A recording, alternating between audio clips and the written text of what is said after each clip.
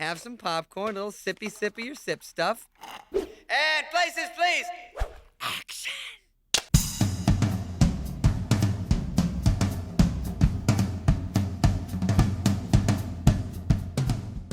I didn't expect that I get to revisit The Emperor's New Groove again for a review, but you know what? I have no problem with that whatsoever. In case you don't know, The Emperor's New Groove is one of my favorite Disney animated movies. I even consider it to be their funniest movie yet. I could go on about what made this feature so great that I never get tired rewatching it, but I've already done a whole review of that film a while back, so go check it out if you want to know more about my thoughts on the picture. Anyways, the point is that I consider the movie to be a Disney classic, and I know that many others agree. So much so that its recognition on the internet turned it from a disregarded film with mild results on its initial release to one of Disney's biggest fan favorite films. However, the same cannot be said about its 2005 sequel, Kronk's New Groove. Released during the time when the company was flooding the home media market with low-budget follow-ups, the movie tried to find an audience before the first became a phenomenon, but even to this day, it never really caught on, and many passed on this as just another of their cash-grabbing direct-to-DVD sequels. But is it actually fair to call it that? Maybe there can be something to discover in this film that holds the same spirit as its predecessor. I mean, I could totally be wrong, but since I'm already starting this review and you chose to watch this, we might as well go in this together and see if Kronk's Groove holds up to Kuzco's. So now that we're letting Kronk cook, is it time to give this the thumbs up that it wanted for so long? Or did this throw off my groove? Let's find out. The story. As Kronk takes the spotlight in the sequel, he delivered a package of 3 stories in one. The first is about looking for money so that he could get a big house on a hill with the help of Yzma, who secretly wants to con the seniors of the village. The second is where he falls in love with a rival camp counselor as they both compete in the Junior Chipmunk Challenge. And the third is when his father comes to visit to see how his life is going, all with the connection of Kronk wanting to do whatever he can in order to seek something that he never had in his life, which is his dad's approval. So Poppy said I have to have all those things if I'm ever gonna be a success. And I once had them. But I lost them. With the structure that it sets, it makes the movie feel more episodic than something that tells a linear story. Even if it does decently well to relate to the main narrative, Kronk's New Groove fits more in that special category of Disney sequels where you can also find Cinderella 2, Milo's Return, and Belle's Magical World. And as I start to see the comparisons between Kronk and those features, that's when I realize that I'm about to witness a train wreck. It's him! I've got it! I know what to do! I'll just wait here, like a sane person. I might as well get into what the movie's biggest problem is. You'll see throughout this review that this is an ongoing issue, but the movie sets its main focus on trying so hard to be like The Emperor's New Groove. It doesn't care about making its story engaging, since it's so formulaic that it's beyond saving, and it doesn't care about trying something new with the familiar characters in order to give them more layers to what they already established before. For this film, it mostly wants to keep reminding the viewer that this is a sequel to The Emperor's New Groove, and it constantly interrupts the feature with references to the predecessor in the desperate hopes that it would make people think that this is like the original and that the quality would seem the same. But as much as it may try, it obviously doesn't work. I get that sequels making throwbacks to their predecessor is common, but this takes it way too far where the intentions make them feel artificial. And they consequentially make the feature look worse as every callback is done without understanding why they were enjoyable in the first film. Instead of quality control of its own story, the sequel prefers to imitate the original while mistakenly thinking that this will make it as good as that. Pull the lever! This lever. I worked out the bugs. Just checking. But if this will try to be like The Emperor's New Groove, then one thing that it should emulate is the comedy. Like I said before, I and many others consider the first to be Disney's funniest movie yet, and if the follow-up can maintain that level of comedy, it can help make things up for the faults in the writing. Too bad that sentence I just said is a bigger joke than anything this film can deliver. Now I really don't know what to say.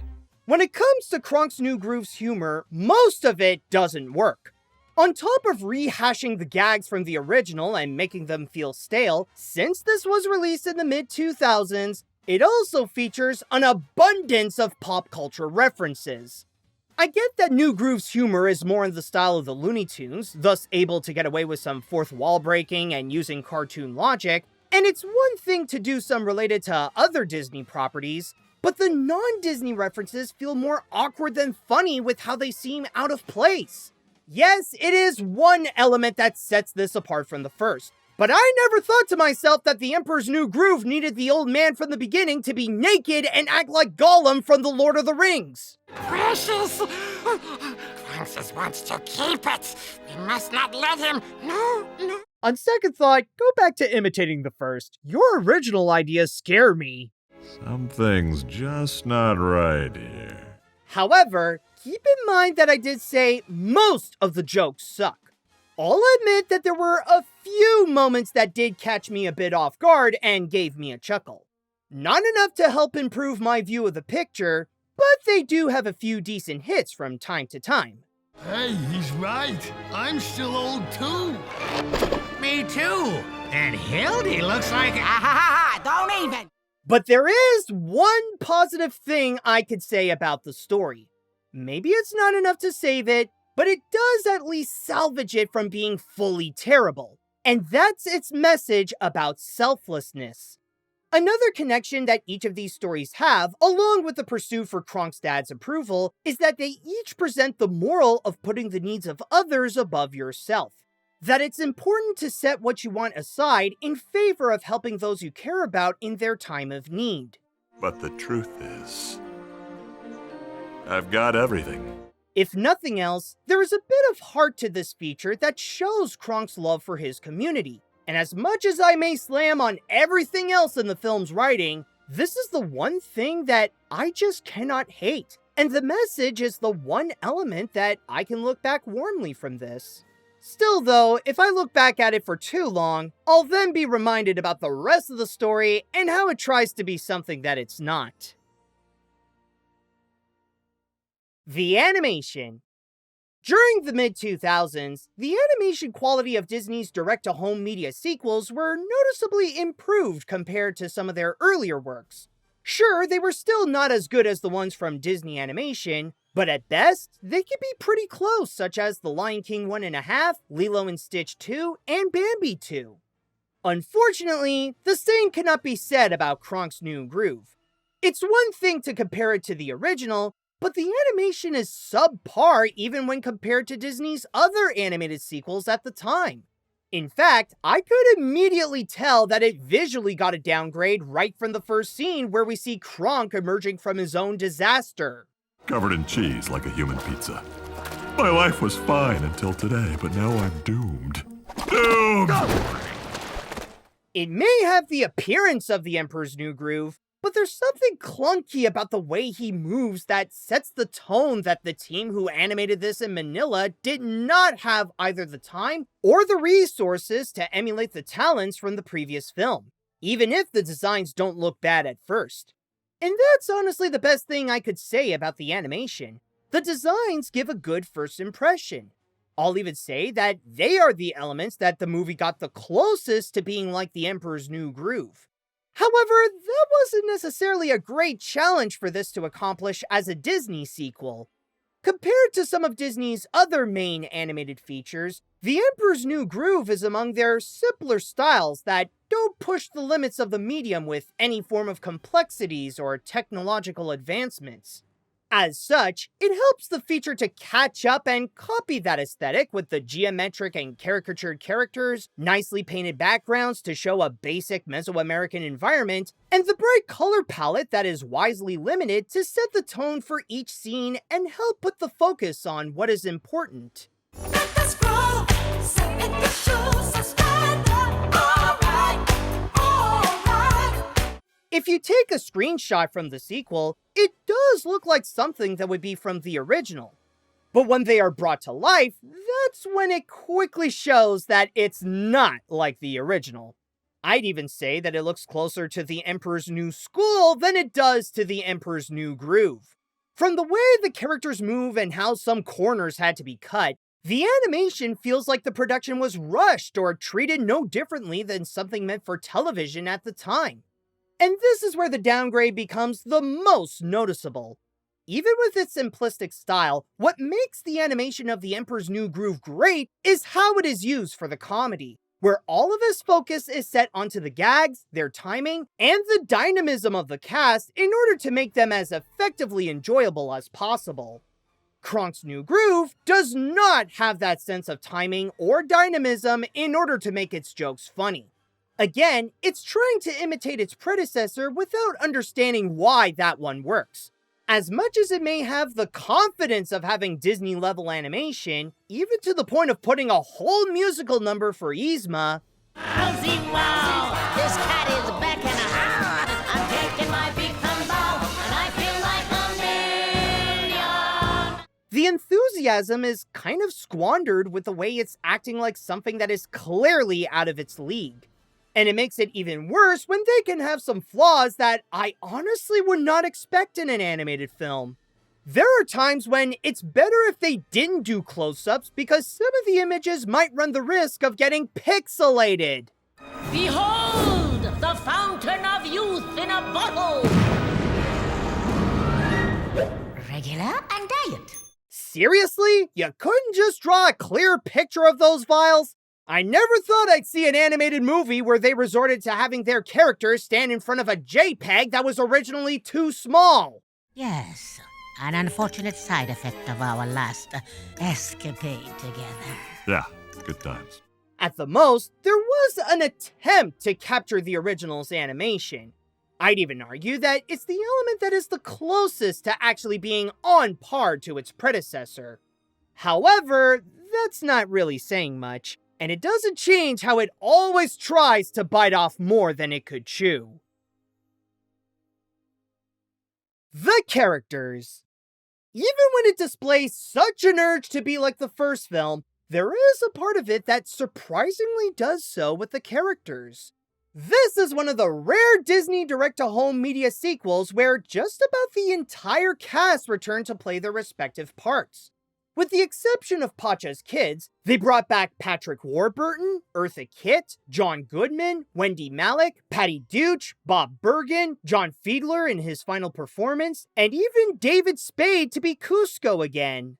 Emperor Kuzco here, coming at you live from the palace. Hail, Kuzco! No, please, don't grovel. I feel stupid.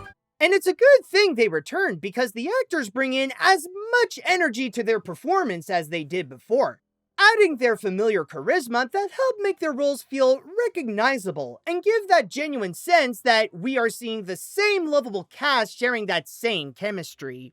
I live here ever since I was thrown out of the palace. Ah, weird. Never seen you around. Haha, but I've seen you, Kronk.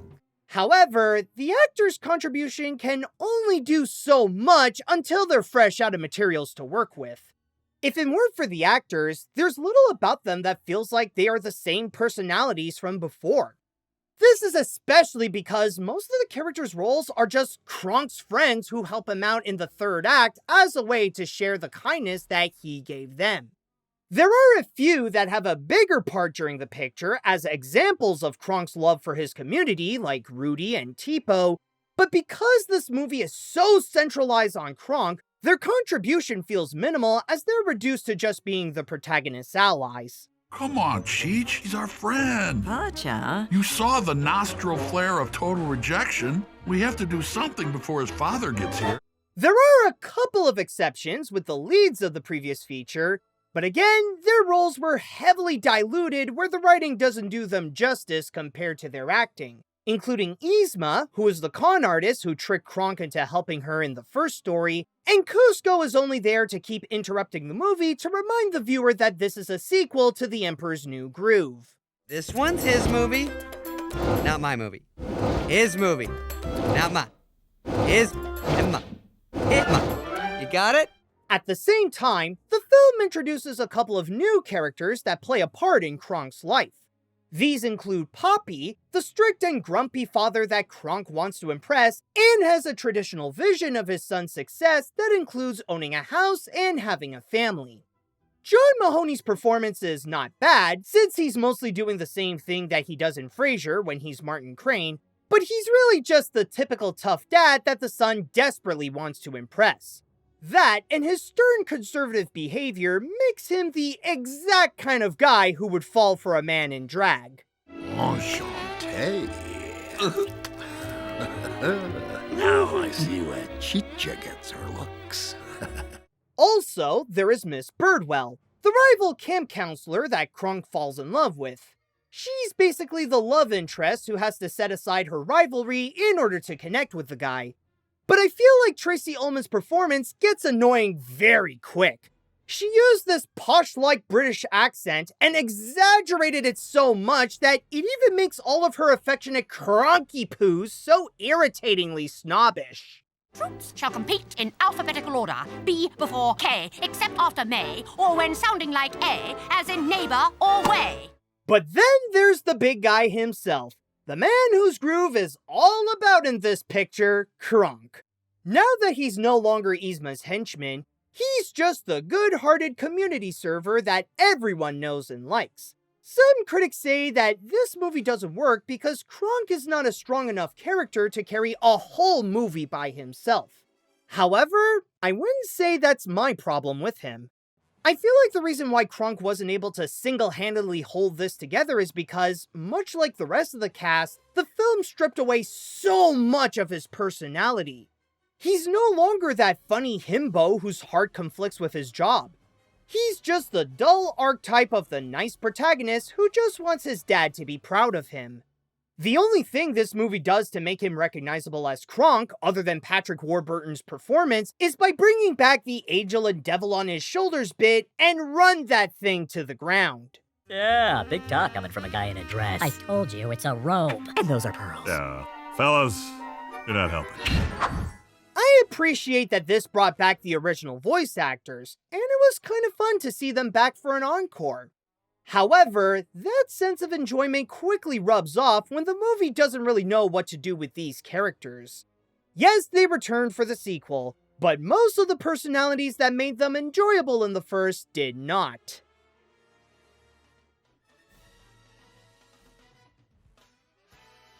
I think it's safe to say that this movie is not getting a thumbs up from me. Kronk's New Groove is not just a disappointing downgrade from the original, but this is also subpar by the standards of Disney's direct-to-home media sequels. It tries so hard to be like The Emperor's New Groove, and there are a few tactics that are effective, like the voice acting for the original cast is still fun, some of the visuals were able to capture the style of the first, and it does have a bit of heart with its message about selflessness. But most of it fails to capture what made the predecessor a cult classic. The writing is a clueless mess, the story is dull, the characters are a shell of their former selves, the animation is mediocre, and the comedy is shamefully bad. It disregards the notion of trying to be its own movie, and instead ends up being nothing more but a pale imitation to the original. That's why I personally recommend sticking to just watching the first film. Unless you're a die-hard Emperor's New Groove fan and watch everything that features Kuzco, like this film and The Emperor's New School, there's no need to see anything else from New Groove other than the original. On a side note, if you enjoyed your time with this review, then hit that like button and come subscribe to my channel. I have plenty more videos and reviews that could give you a good groove. I'm not proud to see what this sequel did to one of my favorite Disney movies, and that is why I'll be giving it the cold shoulder, the frenzied eyebrow, the grimace of doom, the sneer of despair, the crippling wince of guilt, the scowl of impending wrath. What? No. I'm just giving the movie the animat scene of garbage. I'm not your dad, Kronk. I have nothing against you. I'm just disappointed at the movie with your name on it.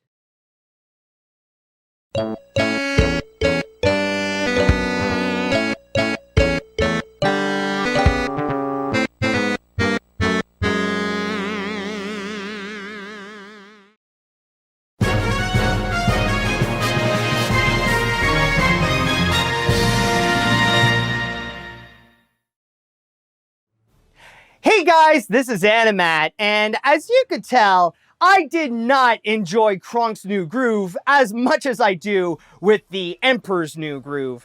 And to be honest, the more that I think about it, the more that I feel like Kronk's New Groove is such a pointless movie. And that is mainly because of its desperate need to be so much like its predecessor. You know, it doesn't really want to focus on trying something new, trying to be a little bit experimental, or even standing as its own animated feature. Instead, because of its connection with the Emperor's New Groove, it focuses so much on trying to capture the spirit and everything that made that first movie very enjoyable. And it's honestly kind of stupid that they would even go in that direction in the first place. And the reason why I say this is because this isn't just a sequel, this technically counts as a sequel spin-off, considering that this is a movie that stars Kronk instead of Kuzco. And from there, that would actually give you a lot of liberties to try to differentiate yourself from the original picture, that it does give you permission to go and try to be experimental, try to be its own movie, and try to find its own identity when you have another character taking the spotlight instead of the main character from the first film. But instead of going in that direction, in which it would open up a lot of possibilities of what they can do with not just with this movie, but also with the possibilities of how you could expand the New Groove franchise, instead, they just want to have Kronk's New Groove try to be another Emperor's New Groove. And even when you look past all the flaws and all the faults that make it a weaker version of the Emperor's New Groove, just the fact that it wants to be an imitation to its predecessor, it honestly makes the movie feel worthless. And as I would watch Kronk's New Groove, it made me think to myself, or as I would go and watch Kronk's New Groove, I would just be thinking, well, what's the point of watching this when all it tries to do is just be so much like the Emperor's New Groove, when I could instead just go and watch the Emperor's New Groove, where it's basically everything you would get in Kronk's New Groove, but everything would be done so much better. You know, it's like in that regards, that's why I think like the more that I think about like that kind of attempt of trying to be so much like its predecessor, the more that I feel like Kronk's New Groove is just such a pointless movie. So overall, I mean, this is a little bit average when it comes to these direct-to-DVD sequels that Disney would bring out back in the 2000s and the 1990s and stuff like that. But yeah, suffice to say that this movie, I don't think it's good at all. Even kind of subpar by the standards of the studio that would make these, that made these sequels. You know what I'm saying? But anyways, I think we are pretty much done with that. We can finally move on from Kronk's New Groove. And it is now time that we shall go and move on to a Patreon request. And this time around, we shall be looking upon at a request from Alan Oliva. So I would like to go and say that if you guys would like to be like Alan and you want to go and support my work and get a whole bunch of rewards, a lot of great rewards even, including but not limited to seeing my videos before anyone else, then all you have to do is go to patreon.com/animat. But at the same time, if you guys would like to go and suggest an animated review that you would like me, or you would like to suggest an animated film you would like me to review and that I would go and put onto the animation hat, then all you have to do is write me an email at animatsreviews@gmail.com. Alright, so with that said, now that we are officially done with Kronk's New Groove, what is it that Alan went and requested me? Well, funny enough, we are actually going to look at another animated movie from the same studio, specifically from Disney Toon Studio. And funny enough, this is not another one of their Disney sequels. This is actually its own original movie. However, what's interesting to note is that this is considered by many to be one of their better pictures. In fact, this is one of the few animated films from Disney Toon that has such a massive fan base. Like, this is almost as beloved, or probably as beloved, as some of the main Disney animated features out there. And I know this is gonna sound really crazy, but since we saw that Kronk wasn't able to go and make a good movie on his own, let's go and see, allow Mickey Mouse to go and show you how it's done. What's the problem? Look at him, he's happy.